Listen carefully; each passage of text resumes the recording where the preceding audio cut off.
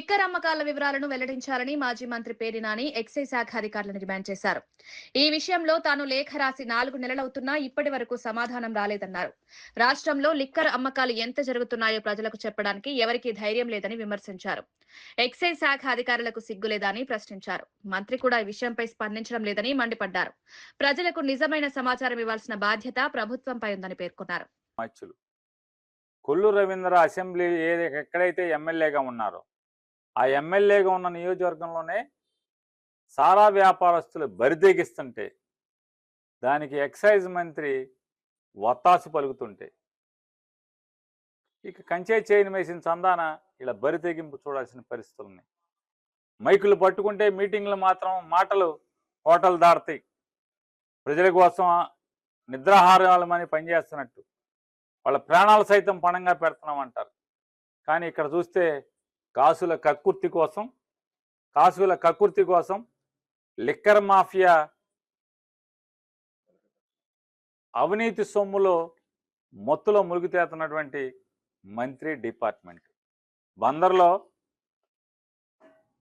Engineering college, Vijayawada west MLA గారి తండ్రి పేరు మీద ఉన్నటువంటి ఇంజనీరింగ్ కాలేజ్ ఎదురుగుండా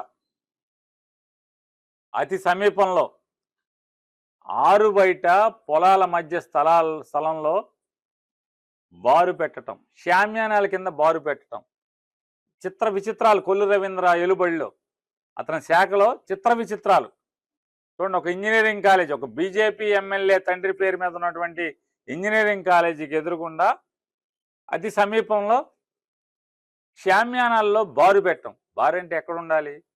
పర్మనెంట్ స్ట్రక్చర్ ఉండాలి, బిల్డింగ్ ఉండాలి, లేదా పర్మనెంట్ ఒక షెడ్ ఉండాలి, చుట్టూ గోడలు ఉండాలి, తలుపు ఉండాలి, మదుగు ఉండాలి, లోపల తాగాలి, ప్రజలకు కనపడకూడదు.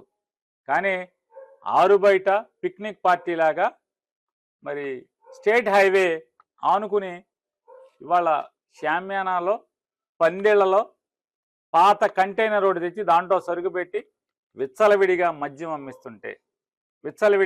అమ్మిస్తుంటే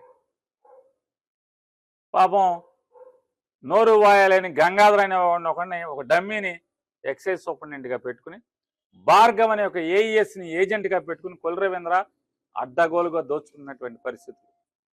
ఎక్సైజ్ మంత్రి ఇలాకాలోనే బారుల్లో సిగ్గుపడ్డ కొల్లు రవీంద్ర, నేను ఛాలెంజ్ చేశాను, నీ బారుల్లో ఎంతెంత ఉన్నాయో బహిరంగంగా ప్రకటించవయ్యా. సేల్స్ ఎంత ఉన్నాయి, ఏ బారులో ఏ నెలలో ఇచ్చిన కాడి నుంచి సేల్స్ ఎంత చెప్పే దమ్ము లేదు ఇంతవరకు.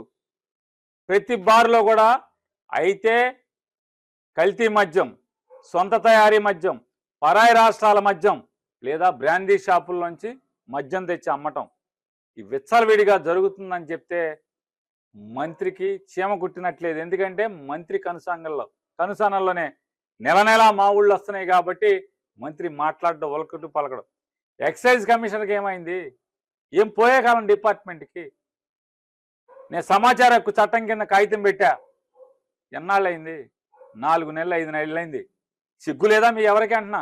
సమాధానం చెప్పాక సిగ్గు లేదా అంటున్నా? చెప్పకుండా పుడుకుంటాకి మా ఊళ్ళ మత్తులో నిద్రపోతున్నారా మీరందరూ?